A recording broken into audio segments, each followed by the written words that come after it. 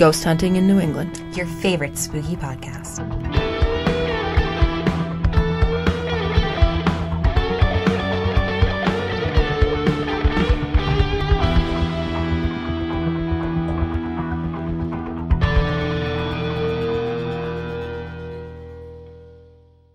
Hey everyone, happy Wednesday. Welcome to Ghost Hunting in New England with your host, Amelia. And it's just me this week. I'm so sorry, everyone. The funny one's gone. Beth is having a beautiful vacation right now. She sent me lots of photos. She's up in Prince Edward Island with her family and having a great time on a farm up there. And you know what? It's 4th of July week, so you guys are stuck with just me. I know she tends to bring, how does she put it, a bit more levity to the conversation, but we will be happy to have her back next week. So this week, it's just me. I'm free. I'm here. So what are we going to talk about this week? One of my favorite things, mediumship and psychics. I'm so thrilled to have our guest on today. She is a tarot card psychic medium, and she operates out of Open Doors Studios in Braintree, Massachusetts. There you can get a private reading with her, or she teaches mediumship classes there. And I actually have taken them before, and they're very, very cool. I'll go in a little more into my experience with that later because it was awesome and unbelievable, and I tell everyone about it all the time. And her name is Abigail Dalton. So thank you so much, Abigail, for being here. How are you tonight? Hi, Amelia. It's good to be here. Thank you for having me. I am excited and looking forward very much to this. Yeah, this is great. So to start out, let's see, how did you get into mediumship? Like how did that happen? Well, it was quite by accident, actually. I got into the entire field by accident, always being interested in it. Even growing up, I was one of those nerdy weirdos that just liked all that creepy stuff. And I got a job, actually, at a local psychic shop as a cashier, and being surrounded by readers and mediums, they just took me under their wing and tossed me into the arena, taught me everything I know pretty much. Certainly from the beginning, it was way before the internet, and there were no books in the libraries really on it, maybe some astrology, but that was about it. So I learned from the old ones, as I say, all my mother hens clucking around me, taught me a lot. And one day they just tossed me out on the floor and said, go ahead, go read. And I went kicking and screaming all the way, but I did it. And during one of my readings, a young girl came in, maybe early 20s, and she wanted a reading. It was a combination of tarot with tea leaves. So during the tea leaf portion, I asked her, did you have a question about anything? And she said, yes. Can you tell me about my friend?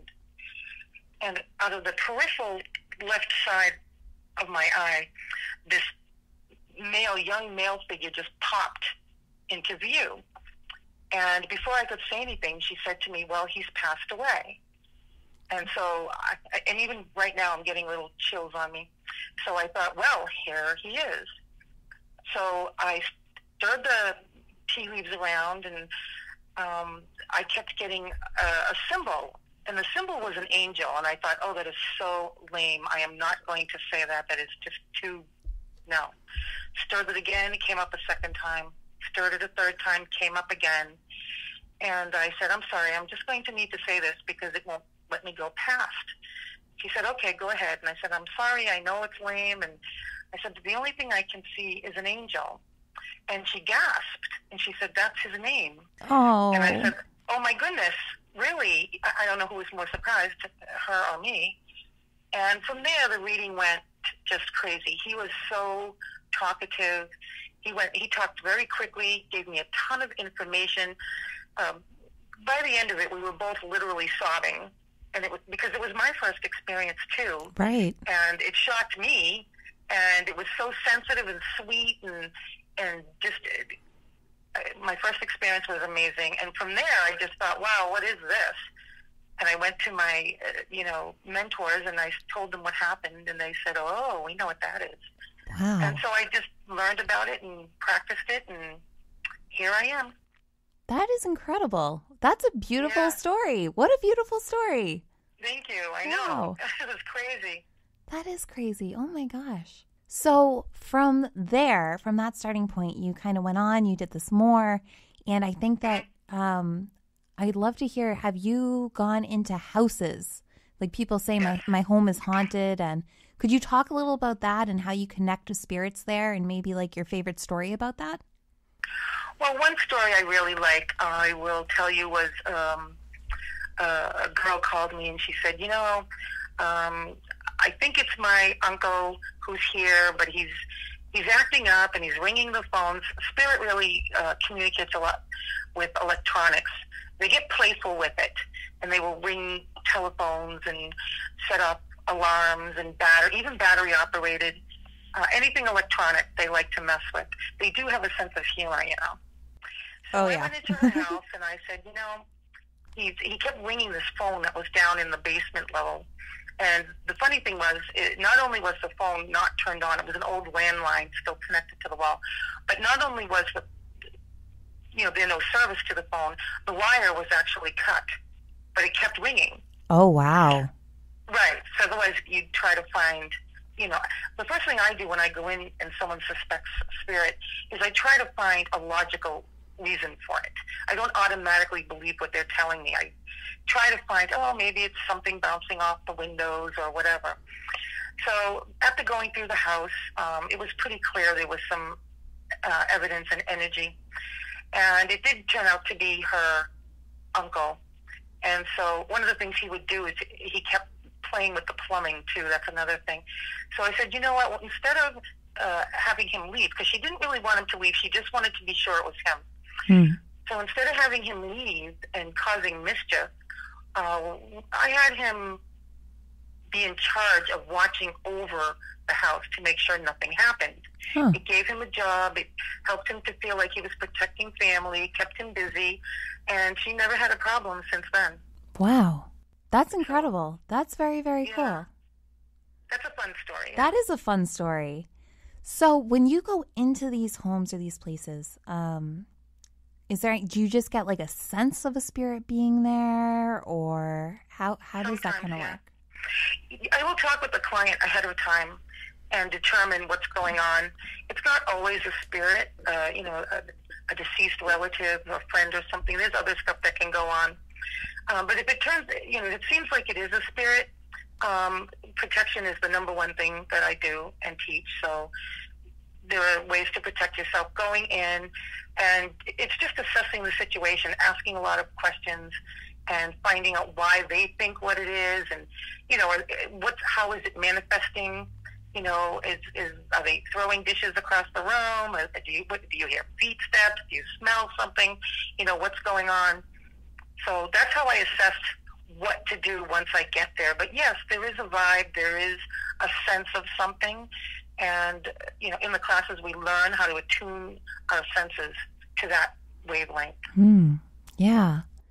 And for people, because this is one thing I'm always interested in, for people who have a haunted home or feel like their home may be haunted or their workspace or wherever, do you think if you psychically or however you want to call it, energetically give the spirit more attention, do you think they then become more powerful, or do you think that you're just more aware? Good question. When they, when I talk to them, usually by phone, I'll tell them, now that you've spoken to me, one of two things is going to happen. They're either going to quiet down and pretend that, nothing exists so that I don't come into the house because they know you've made the call, or they're going to start acting up more because they want to not have me come. And so we come anyway, no matter what. And yeah, I teach people when they live in a haunted home, or do they want the people there? Do they want to know who's there? Do they want to decide it before or after? Most people just want it eliminated. There are cases where they'll say, oh, no, that's, my grandma. I just want her to stop, waking me up at night. That kind of a thing.